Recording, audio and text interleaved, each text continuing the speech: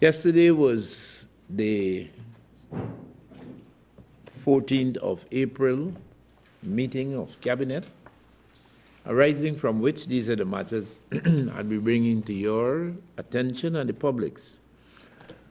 One, contracts for which Cabinet granted its no objections to the awards. Two, Media Monitoring Unit, the MMU of GCOM, a perspective. The opening of Marriott Georgetown Guyana Hotel, a perspective. And then Cabinet snippets, the Civil Defense Commission, essay and poster competition award ceremony, and then the commissioning of the National Track and Field Center, Lenora, West Coast, Demerara. Allow me to start with the contracts, as I said, for which Cabinet granted its no objections to the award. We start with the health sector, and the first is the procurement of medical supplies for the Georgetown Public Hospital Corporation. Procurement of medical supplies for the Georgetown Public Hospital Corporation. An award of $1.05 million US, $1.05 million US, or mathematicians of advice, it's roughly equivalent to $219.8 million Ghana dollars. $219.8 million Ghana dollars. The second award, for which Cabinet granted its no objections, health, and this time it's the procurement of drugs for the Georgetown Public Hospital Corporation, and this one is US $4,996,000, 4.9 roughly US million. Again, our mathematicians have established a rough equivalence of 1.03 billion Ghana dollars. 1.03 billion Ghana dollars. GCOM, Ghana Elections Commission, engagement of a service provider for the publication of infomercials for the general and regional elections 2015. That award, $32.8 million Ghana dollars, 32.8 million Ghana dollars. And lastly, still GCOM, this is the procurement of what is described as sensitive items for the general and the regional elections 2015. And those include things like the ballot and ballot paper and stamp pads and the inks and the tally sheets and statement of poll and such paraphernalia associated with election day activities. And that is 320,000 US dollars, 320,000 US dollars. Mathematicians again, 66.8, equivalent to roughly 66.8 million Guyana dollars. Those, ladies and gentlemen, were the contracts for which Cabinet granted its no objections.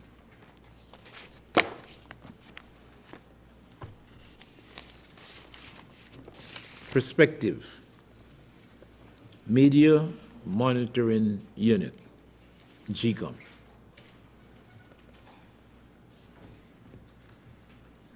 In the discussion on the most recent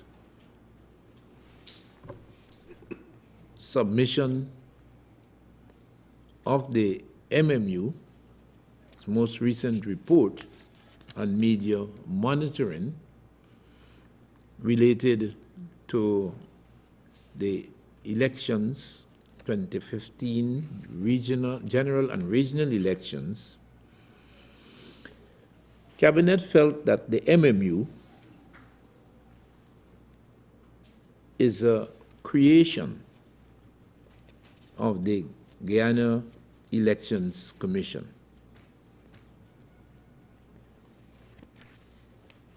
The monitoring by MMU, it was felt, cannot be separated from the core responsibilities of GCOM in the management of elections.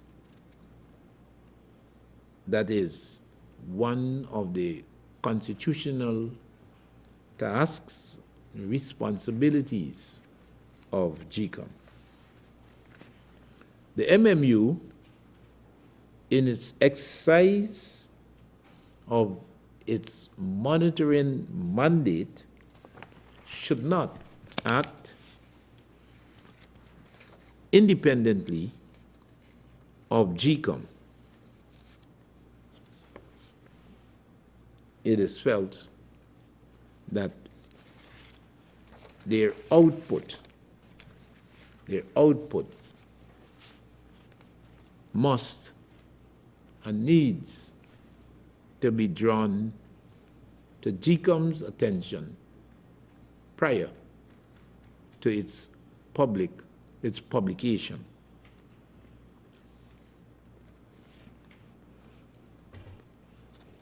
In its monitoring exercise and in the reports therein, it is expected that the views of GCOM would be brought to bear on the report that is publicized in the sense of that relationship. Media monitoring is indeed intricately caught up in GCOM exercising its constitutional mandate. With regards to the most recent report, in this case, the inaugural report of MMU, Cabinet was concerned about what is stated as an inference by MMU about the impact of former President Jack Dios's contribution at a public discourse held on the 8th of March at Babu John in Berbice, an event, an activity commemorating the death and cremation of former President Chedi Barrett Jagan. In the case of this inference, Cabinet is contending that they were material facts about the former president's contention, facts that those statements alluded to were acknowledged as statements made by others originally, statements made by others originally, for which the former president disclosed the likely response were those statements to have been made by a member of the governing party. And if I recall, I was there, he said we would kick them out immediately, or words to that effect. Cabinet then was uncertain, uncleared on the inference drawn by MMU that those remarks by the president could be deemed racially divisive. As a logical construct, Cabinet held strongly to the view that in the presence of facts, inferences about the same matter, same event, could not be inconsistent, and that if it were so, it would be illogical. In this case, the statement that the president made were undisputedly statements accredited to others. And a repetition of the statements, a disclosure of how they would be treated had it been made by a member of the governing party, the PPP, and the ejection from membership could hardly, in a logical way, lead to an inference that those remarks were racially divisive. In essence, it was felt that if the facts establish that it is it would be illogical to infer somehow that it was also night. In essence, inferences must be consistent with facts that are related to the same event, activity, or the occasion.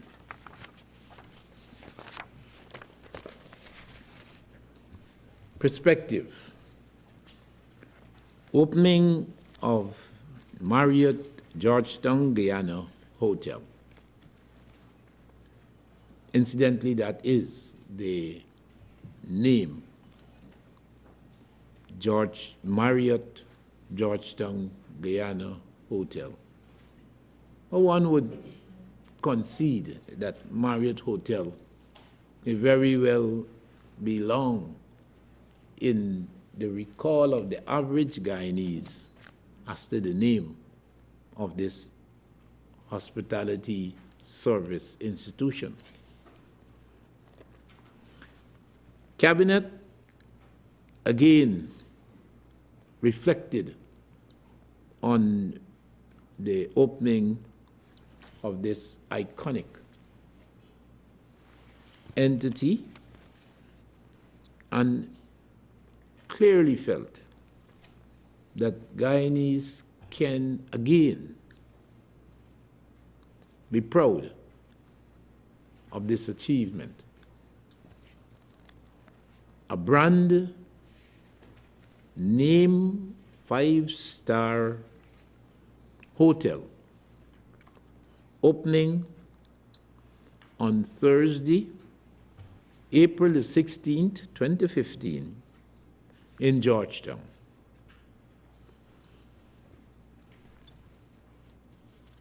It is not only its location at the mouth of the Demerara River on the Atlantic seacoast of Guyana, it is also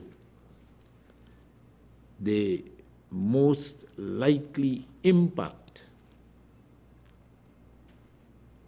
on the entertainment, hospitality, travel, and tourism sectors of the economy of Guyana that would forever be noteworthy.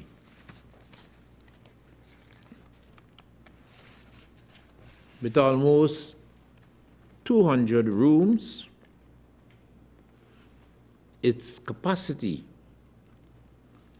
translates into jobs. Jobs for Guyanese in these sectors. Indeed, not only direct employment, but also the myriad other forms of employment, of job creation that attends the operations of a 200-bed capacity 5-star hotel in the capital city.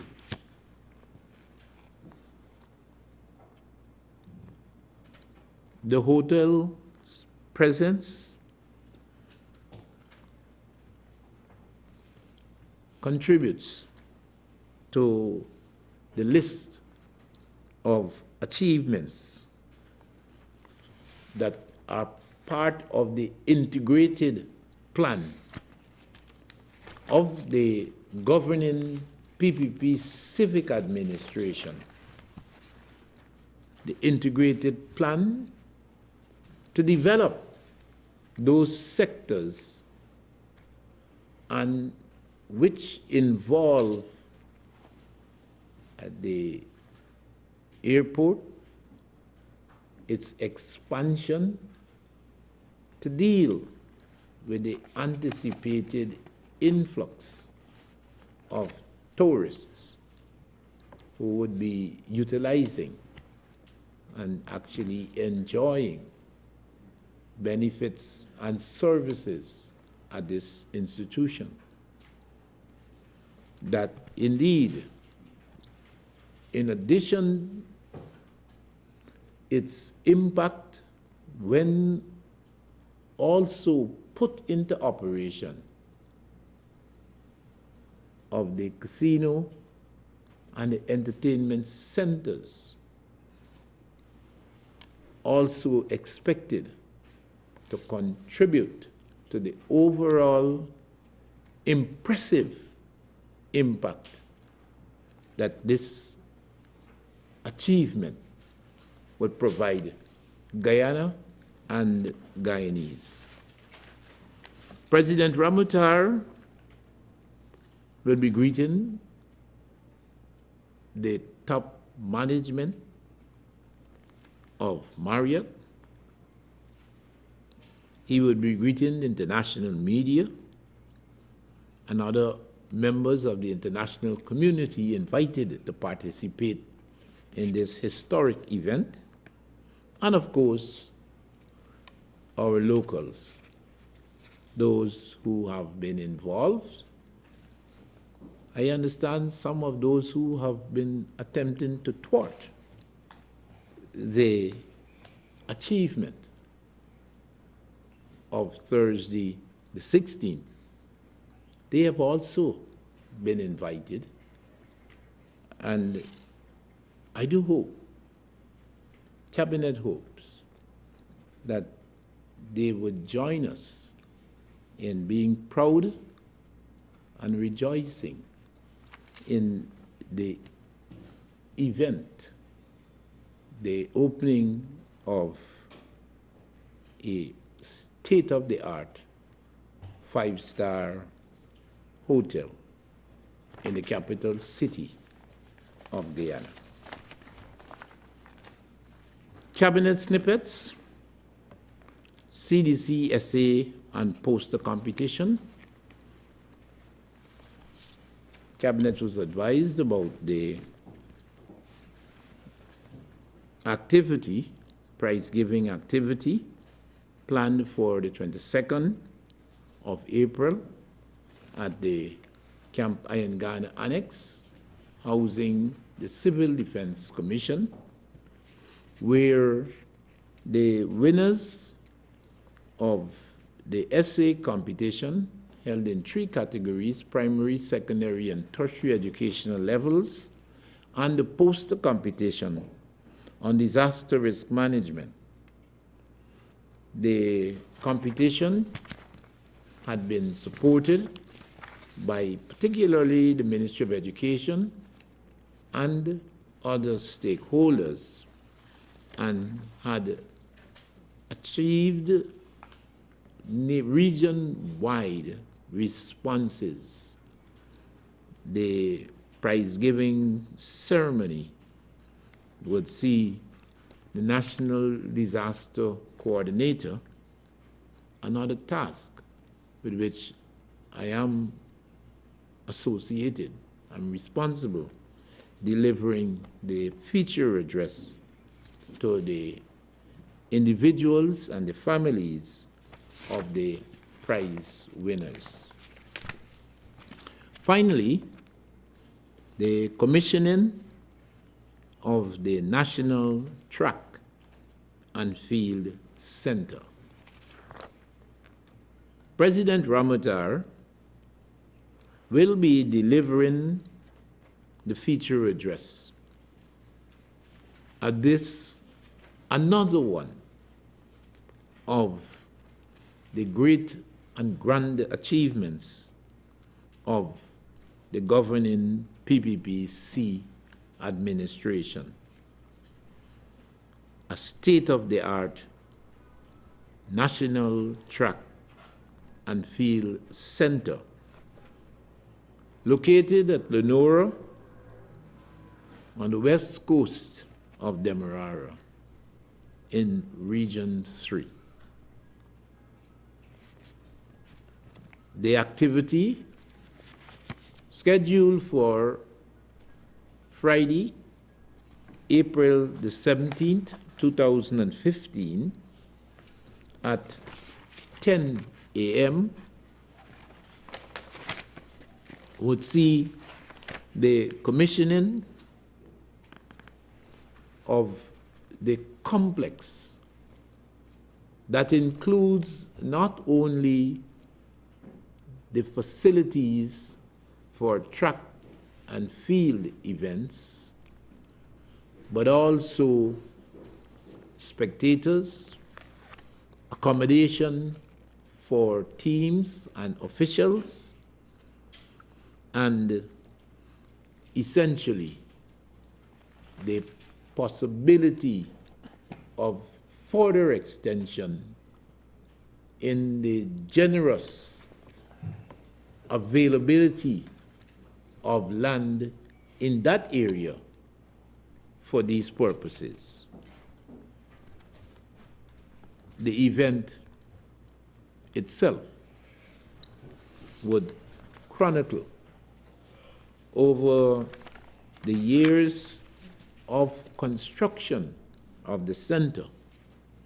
It would chronicle the commitment made by this administration to take sports and those involved in sports to a higher appreciation of its value in Guyana, its people, and its economy. Those are the matters I wanted to bring to your attention, ladies and gentlemen of the media.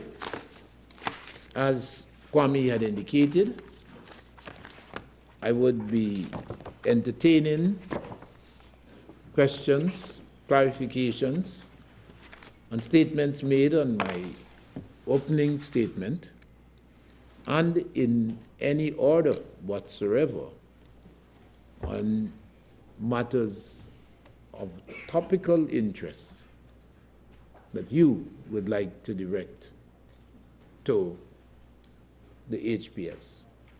Thank you. Dr. Luncheon, good morning. Vanessa Narangan, Chronicle. Can you confirm whether or not Dr. Serge Bali has responded to your concerns about the MMU? Cabinet met yesterday on the 14th of April,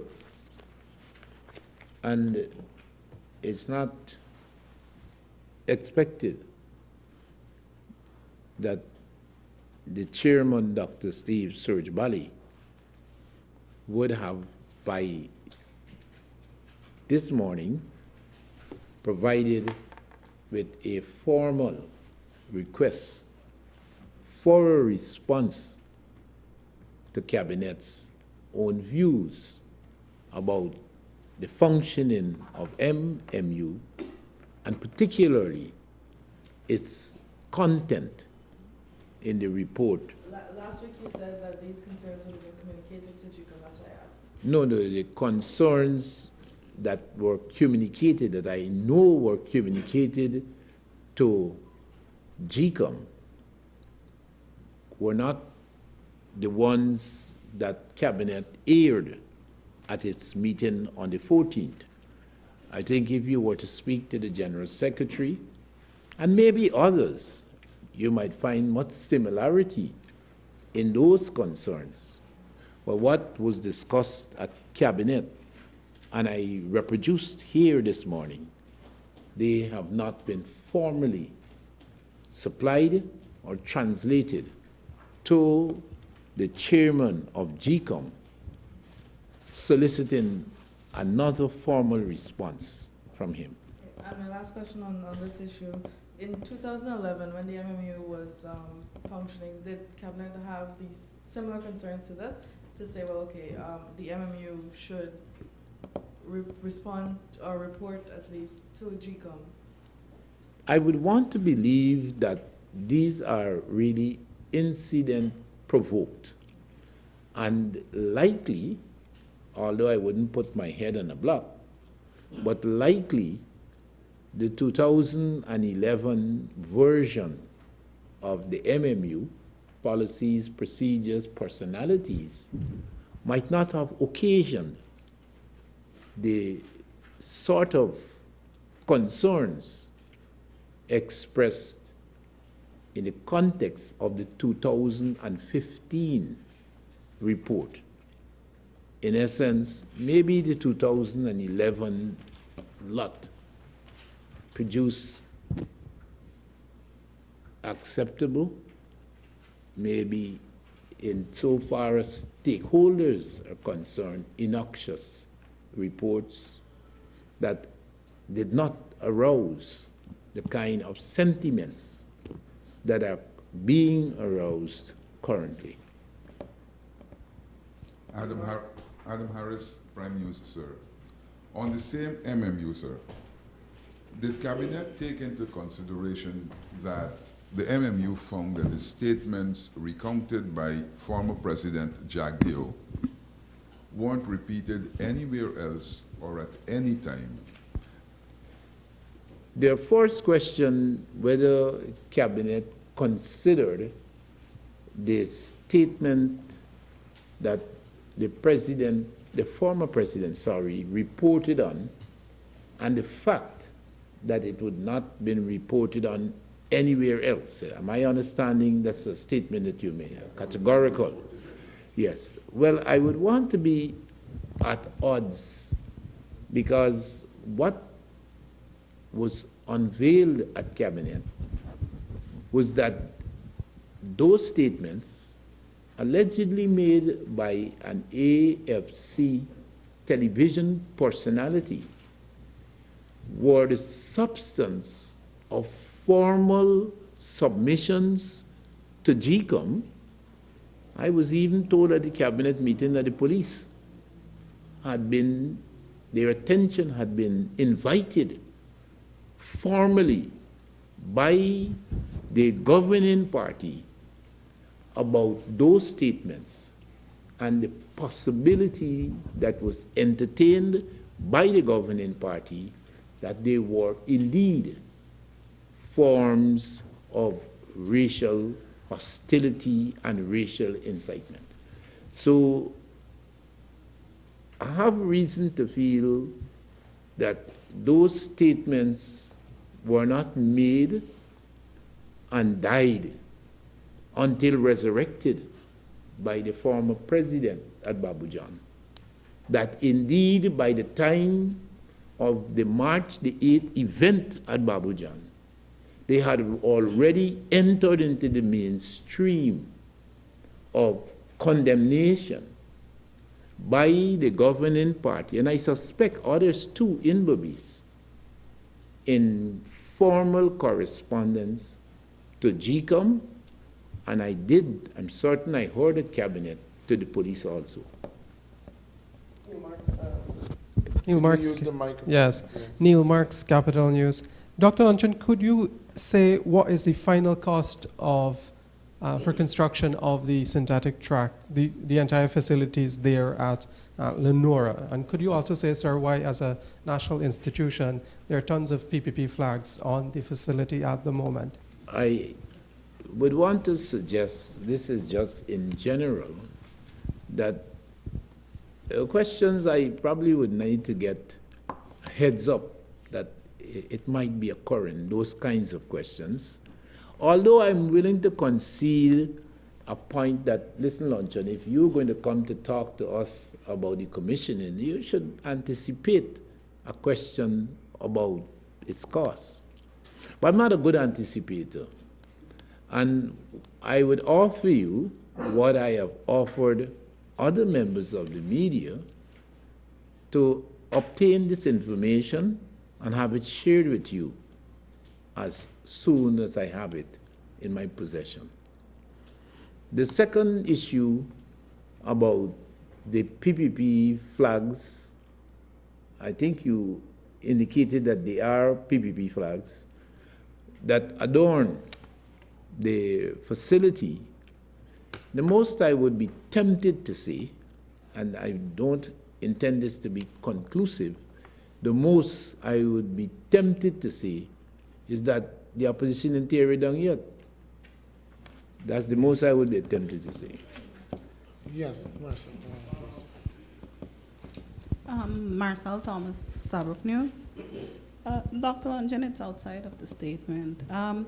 Could you tell me the status of the fiber optic project you had promised, an update, but to date, nothing has been forthcoming there. Okay, And go ahead, two, sorry. Mhm. Cabinet, I don't know if Cabinet discussed it, but I'm asking anyway, what are the views coming out of Cabinet on the extortion case with government's PPP prime ministerial candidate? Extortion case? Yeah, the extortion allegations. I'm not familiar. I'll answer your second question. I'm not familiar, and maybe you can advise me, that the prime ministerial candidate has been accused of extorting. No. She has accused. She Has accused someone of. She has extortion. accused someone of extorting. Yes. But I think my unfamiliarity with the matter might have been illustrated in my initial response. I am not familiar, as I may or should be, with this matter. I do know from what I have read that allegations have been made about the prime ministerial candidate's son, and this has led to a matter of litigation in the courts. I haven't followed up on that matter. And it has not been a matter that has been a subject of discussion at Cabinet. That's my answer to that one. It's not. The fiber optic cable, my last statement at the press briefing was government engaging with investors in dealing with the rehabilitation of the fiber optic cable. I'm happy to see that an arrangement has been put in place to have work commence on its rehabilitation. And as I sit here, I do have some of the most initial reports of progress being made in the rehabilitative efforts by this consortium seeking to restore the fiber optic cable to its original design and indeed its original purpose, transmission of bandwidth from Brazil to Castellani in Georgetown. Dr. Luncheon, Dennis Gibraltar, sir, do you have any details about the cost that this rehabilitation of the fiber optic cable will cost, and who makes up the consortium? I said I would share those details with you. Let me. I thought you had them at your fingertips. Well, I did answer your colleague, Mr. Marks, by suggesting that certain type. No, his colleague asked Mr. Marks. I heard the voice coming from. No. Neil asked a question. But why is the voice coming from over there? I know, I heard, but well, anyhow, I did say that some of these questions that I should be given a little heads up. You know, when somebody's supposed to call me and say, "Hey, HPS, you're coming here today. We gonna ask you about A, B, C, D." It probably leads to some enlightenment, possibly enhanced enlightenment about my contributions. Because I agree with you. Had I that information, I think materially. He's there. Where is Cabral? Not He's over at the back there, behind my Here, Doc, here. Well, because the voice coming from over there. The speaker box is there, so. Okay. Doc, well, I'm not familiar with the physics. Yes, Mr. Cabral. Doc, why did Cabinet grant approval for a diaspora outreach program, visit rather, to North America that involved the tourism minister, Ambassador Harper, and I believe former President Jack Dio? But you can't expect that these activities conducted by officials and leading to expenditure of public funds would not be graced by a cabinet decision. If you ask me, it would be highly improper to spend public funds in that context without a cabinet decision. So indeed, it's a catch-22 situation. You must have an approval. If you want to question if the approval was appropriate, I don't believe that this is the forum to so do. Well, actually, but you have to have a cabinet decision for officials to spend government money. Doc, really, my question, my follow-up question is why the decision by cabinet to approve the money? And for a visit, it really turned out to be a campaign by the officials on behalf of the ruling party. But I did say that the occasion, this occasion for responding to that question is inappropriate. But I would also continue to emphasize that at the bottom line, in the context of accountability, once you're spending the money, you have an authority for spending the money. The issue of whether it is an appropriate expenditure might be entertained by the Auditor General, the Public Accounts Committee, and such bodies. But at the end of the day, you have to have cabinet approval to spend the government money. Okay, who has the microphone? Well, got it. I saw a hand up there. No, she was before you. Good afternoon, Kiana Wilbur, Kiter News. Dr. Luncheon, could you say if government or cabinet or any member for that regard is worried about the possible implications for the image of the prime ministerial candidate given the Pollard court battle? That's my first question. And second, why should the electorate believe that the PPP would fulfill its election promises of the 2.0 program, given that the 2011 ones, most of which were unfulfilled? Well, I would try to answer you, but I suspect that you probably would need to include in those to whom those questions are directed also the General Secretary of the governing party, because some aspects indeed takes us far beyond that which comes within the ambit of the cabinet. The question as to what would be the impact on the image of the prime ministerial candidate. She's not a member of cabinet.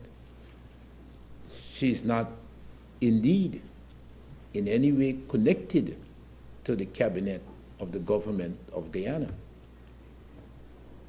I think Rob Street and the General Secretary's weekly foray may be a better avenue or occasion for raising questions of that sort.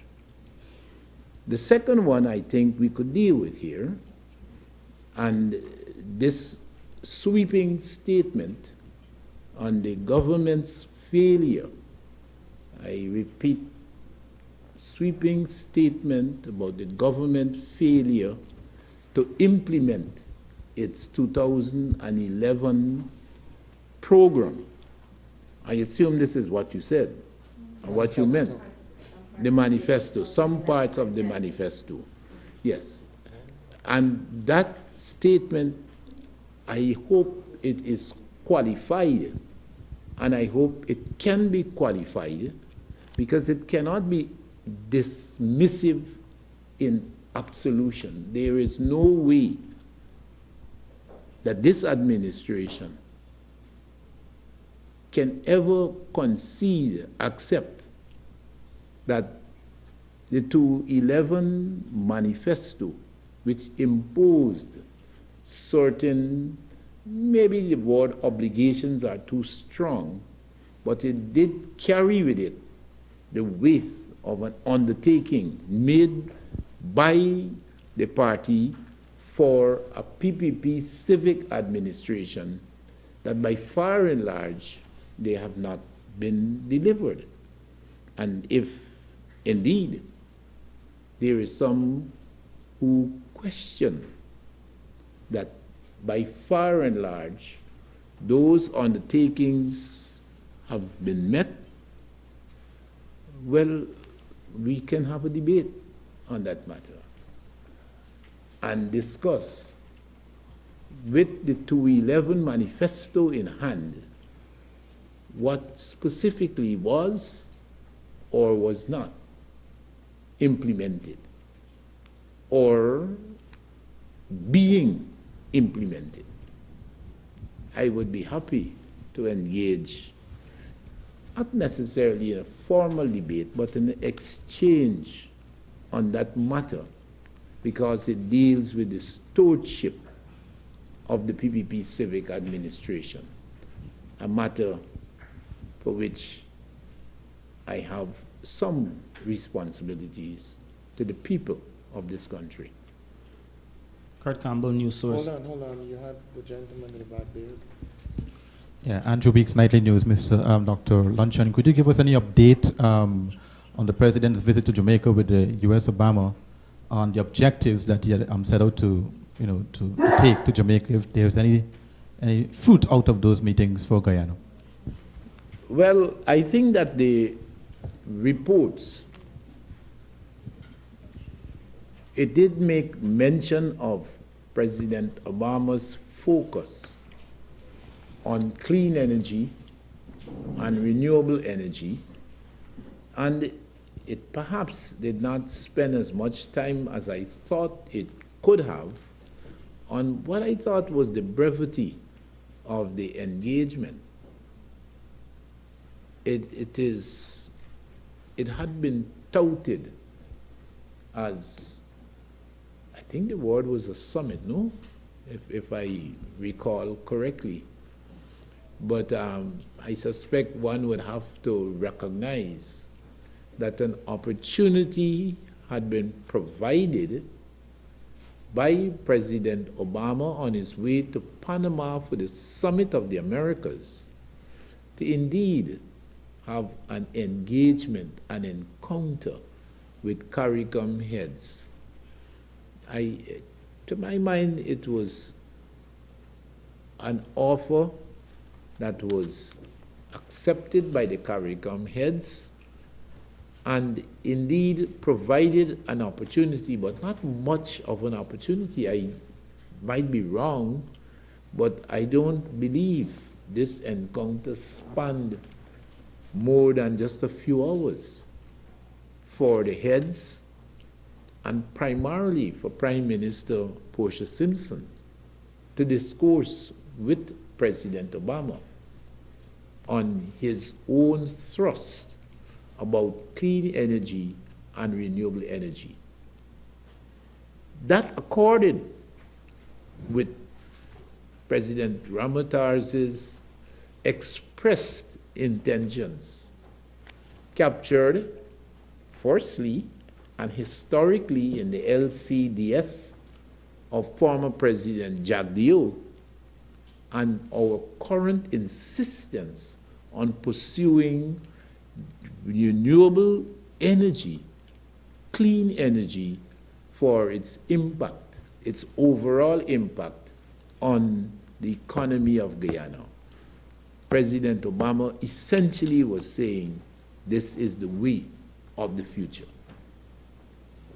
Yes, Kurt Campbell, News Source. Dr. Luncheon, could you say if government and the Caribbean Examination Council has worked out the sum that it will cost to shift the examination dates to facilitate elections? If yes, how much, and if any money has been paid as yet?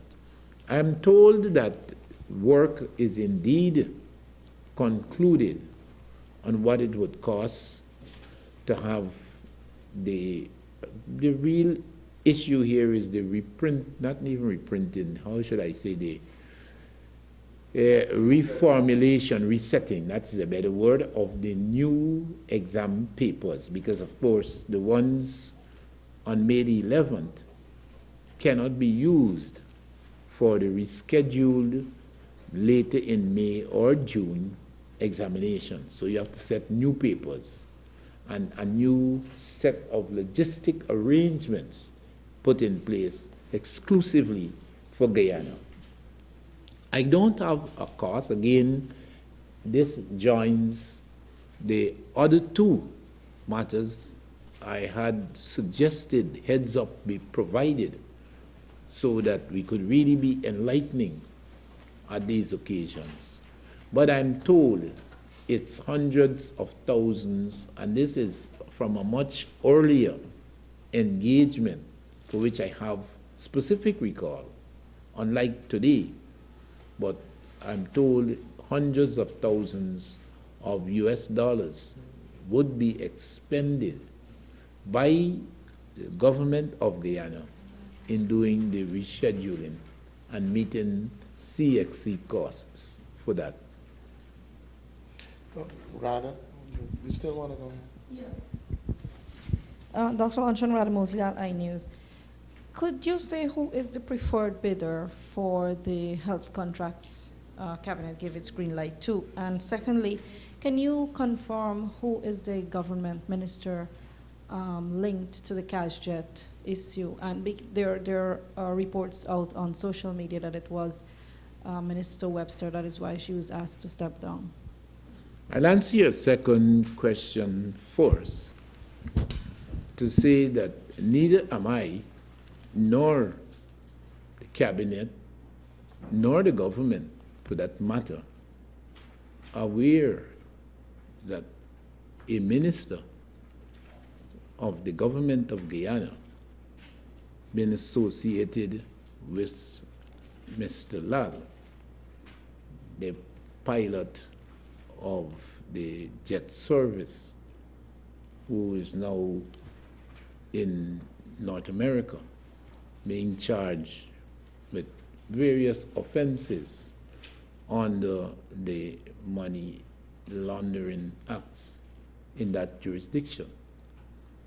And I say that because your comment that it is in the social media, I hasten to dismiss a necessary nexus with accuracy and a necessary nexus with facts.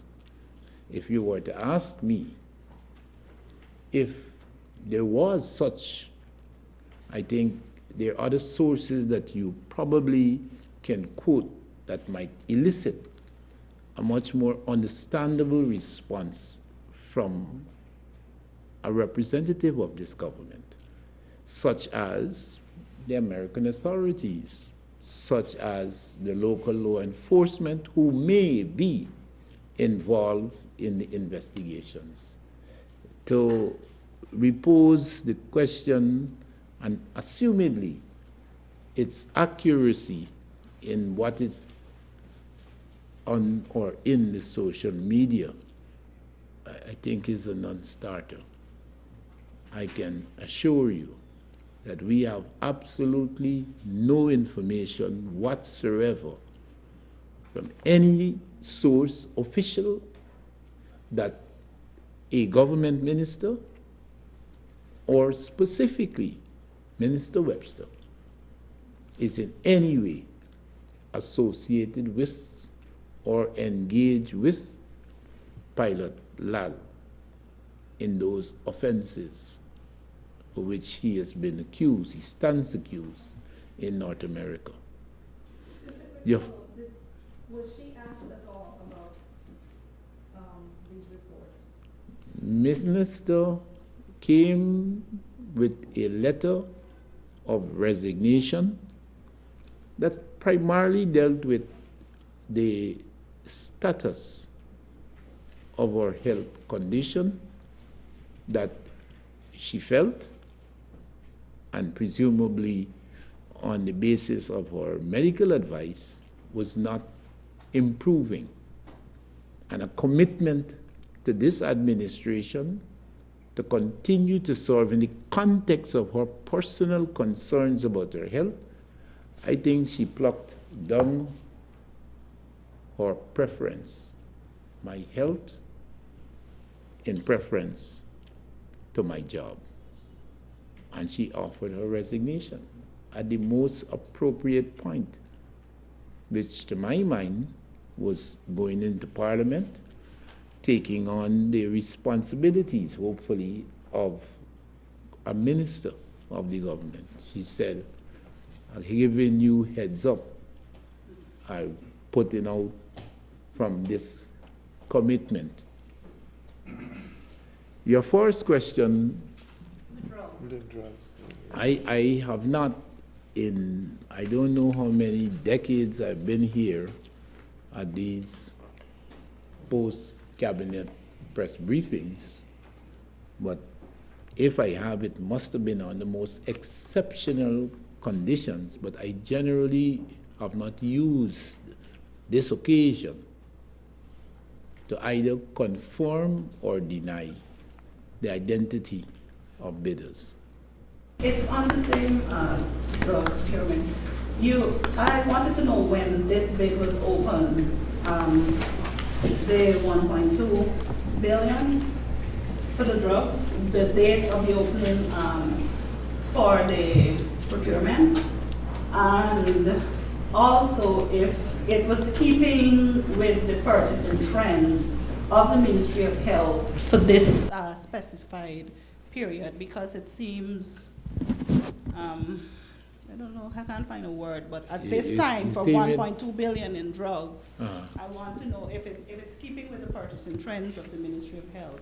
Well, I as a medical practitioner, and seized with some, how should I say, some awareness of the enormity of our commitments in providing free health care, the length and breadth of Guyana, I am of the certain opinion that the annual purchases of drugs and medical supplies for the whole of Guyana, whether it's the Georgetown Hospital or the Ministry of Health, indeed exceeds the 2 awards that Cabinet granted its no objections. I can say that without hesitation. Again, let me repeat that the annual expenditure, and this is something that we can indeed quantify. I'm saying the annual expenditure for drugs for the whole of Guyana exceeds the 2 awards, the sum for the 2 awards that were disclosed at Cabinet here. But again, like I have said, I will be saying for the 4th time, give me some heads up. I mean, I wouldn't say it is unfair, but in the interest of clarity and enlightenment, how better it would have been for me to have known a question like that coming, and for me to come and say, and the trend is, and the expenditure was, and those other not unreasonable questions that you ask, but still unreasonable to ask the poor HPS, who is not the accountant in the Ministry of Health, to provide us information spontaneously. But you would have provided a date for openings. I'm asking. No. That information I can obtain for you even before you leave this compound. I could get that information for you. It's not a difficulty.